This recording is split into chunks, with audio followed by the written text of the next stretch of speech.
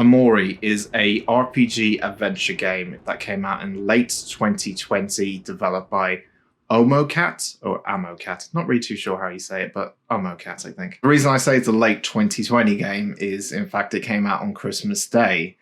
And in the context of what this game is, it actually is quite rather fitting that it came out on Christmas Day. So I'm going to actually count it as a 2021 game because I usually wrap up, and most people do anyway, wrap up all the end of the year stuff before Christmas happens. So for me, it's a 2021 game. But I didn't hear anything about this game really until late 2021 in January, when people were comparing this game to another similar kind of game in terms of its RPG adventure, kind of old school minimalistic kind of look, to Undertale, if people remember that game. I'm sure many of you do as well. Omori is the story of a young boy who is in a very dreamlike world with his 4 friends, where he goes exploring, having picnics, and having a lovely day in his strange dream world. So yeah, I know a lot of people are comparing this game to Undertale, and in some case I agree in terms of something I'll get to later, where it develops its characters and story in a really surprising way, but also a very deep way. But I'd also give the comparison to something like Doki Doki Literature Club, because like Doki Doki Literature Club, one of the things that you could call similar, or in a way can relate to that game with Omori, is that it has this cutesy outside feel to it, a very happy, heartwarming tale of being friends with your best friends and having a great day and going out on picnics, and the music's so happy. And the characters you meet are kind of stuff that are sort of drawn out of a child's imagination, like some weird characters that don't really seem like people, but they have like a cutesy kind of feel to the whole game. But underneath all of that kind of facade, Omori is a psychological horror game with kids in it. I will get to that in a minute, but firstly, I want to talk about its kind of style that it goes for. It obviously looks like, and another thing I guess you could compare it to, it kind of has that Pokemon-esque feel where you see like small characters with, I would say not minimal detail, but like small details of characters. But there's also a really nice pencil sketch style to Omori, especially in the cutscenes, in the most important cutscenes. And what breaks up just seeing this kind of basic graphics or old school graphics is these really nice, detailed, almost like still imagery, but not really. It's an animation, but it's pencil sketched animation that also works for its theme in many different ways. It works for that kind of childlike drawing in some way, but at the same time, when I talk about stuff later on, it also has that disturbing element to it as well, brought into these pencil sketch scenes. It's one of the things I really love about the game. I don't think I would like the game as much or find it as engrossing if they didn't have these kind of cutscenes in, because you really need to have them for a game that's really focused on characters and story. And these cutscenes that come up really, really give you, I guess, more of a visual aid to what these characters are feeling. There's not any voice acting in this game at all, so a lot of it is down to facial expressions.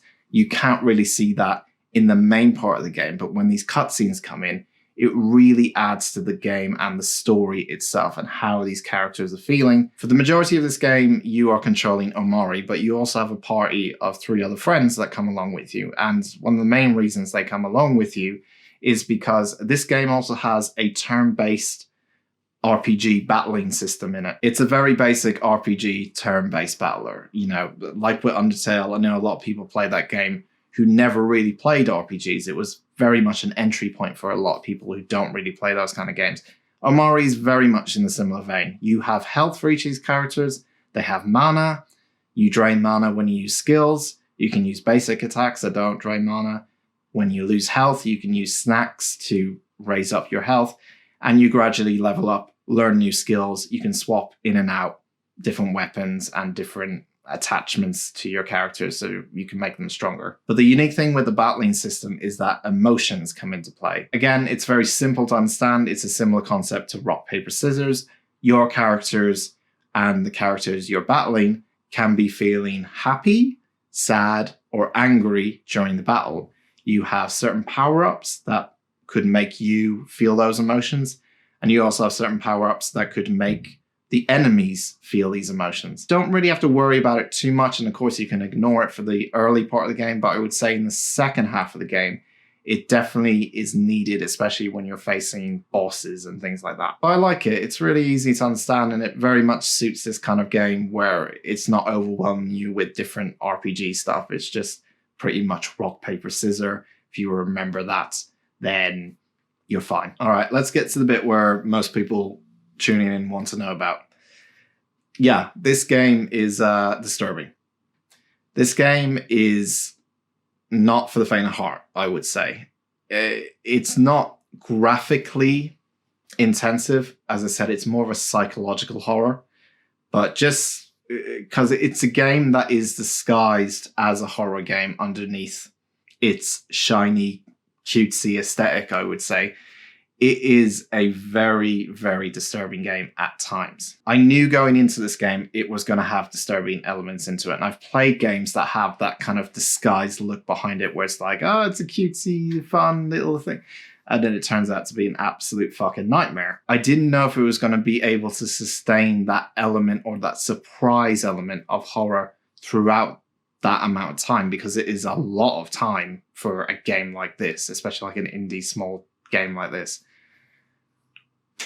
I'm happy to say, sort of, it sustained it pretty well. One of the things I really praise Omori for is its pacing.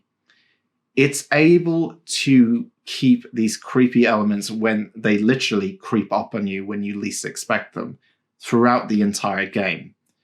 But there's also the other side of it, where it's this heartwarming, funny, very humorous at times game. Even got to a point where I think past the halfway mark, I forgot I was playing a horror game because it doesn't overload the player, the viewer, with the horrorness. It does come at you, and when it comes at you, it is terrifying at times. Some of it is like just the creepiest imagery I've seen, especially in a game like this with like a 2D game that doesn't have a lot graphically. It still made me shiver a lot. I do love the way that this game also approaches certain sensitive topics and discussions and dark things. There's a lot of things in this game that for many people they might not be able to handle, and it's not a case of it's so scary. There are times when it's scary,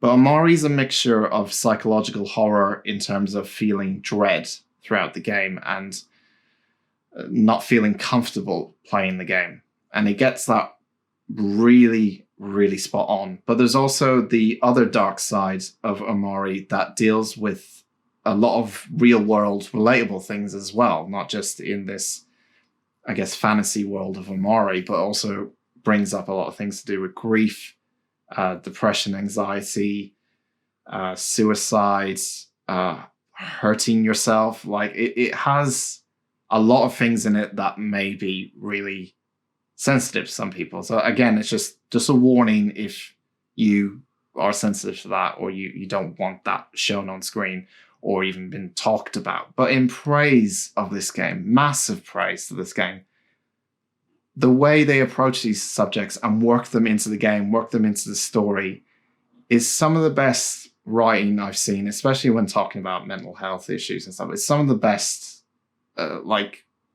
writing of that I've seen in a video game in a long, long time. It doesn't feel like it's just shoveled in there because mental health is a thing we mostly talk about, especially in the last 5 to 10 years, I would say, and more games are exploring ways they can put mental health issues or address them or make them a part of the game in recent years.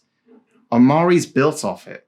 It truly, truly is built off it. And yes, the darkness side of Omori is what's going to draw people in because, oh, it's a scary horror game and it deals with a lot of really dark, depressing kind of things and imagery as well. But as I've been saying throughout this entire review, Omori is a game of two halves. There is that side of it, but there's also that other side where it deals with happy things, with heartwarming things, things we should be grateful in our lives instead of the bad things, or things we should think about rather than the bad things. Omori is a game that definitely tells you there is no light without dark and there is no dark without light, and it's as simple as that. It recognizes that not everything is chirpy and not everything in life is chirpy, but it also recognizes that there are moments that we should cherish, that we should never forget. And it likes to remind you of those by pulling out your goddamn heartstrings. I also have 2 minor complaints about the game. Just very minor, nothing major, things that just I didn't enjoy as much in this game. The first one being that there are 2 levels or 2 main areas that you go to. You go to various different areas in the game and stuff, but 2 of these areas were very draggy. One in particular was a case of waiting around and just doing pretty much nothing, just doing like odd jobs, essentially waiting for time to pass and then you could progress. And it went on for a bit too long. There are parts of it were just dragged on. It didn't feel as intriguing as some maybe parts earlier in the level, and at some point it just became too draggy. That's one complaint. And second complaint is that after about 8 hours of using the battling system, essentially, I found a rhythm and a tactic that I used for the rest of the game, and I pretty much beat everything using this tactic quite easily, I would say. Maybe I had to change 1 or 2 things on certain bosses and stuff like that, but it didn't have that challenge anymore. I think early on it did, but after 8 hours or so, I kind of knew what I needed to do, and it was pretty simple and straightforward. Maybe it's because of me, and I'm more used to maybe complex RPGs and stuff, like turn-based RPGs that are a bit more complex. Might just be me, but either way, I didn't find it too challenging for the majority of the game. Omori is a disturbingly dark tale tucked into a cutesy, heartwarming story about friendship, loss, and the downfalls of growing up. It pulls at the heartstrings, especially in the second half, but will leave you questioning everything you know right from the start to the very end. But this mixture of heartwarming story and psychological horror story is mixed in so well into this game, and is paced so goddamn well throughout its 25 to 30 hour story, that in some cases you don't know whether to laugh, to cry, or be scared. And it does that a lot of the times. And like the cult hit Undertale, I truly hope that Omori follows in that same sort of route. I hope in the next couple of months or the next couple of years, we are still talking about this game, because it deserves it. It's great. It's a truly, truly memorable adventure, or memorable nightmare. Depends how you look at it. I'm going to give Omori a 9 out of 10. Thank you very much for watching this review. If this is your first time watching a review of mine, check out the other videos. If you like what you see, give us a like, hit subscribe. I'll be your best friend. Until next time, bye-bye.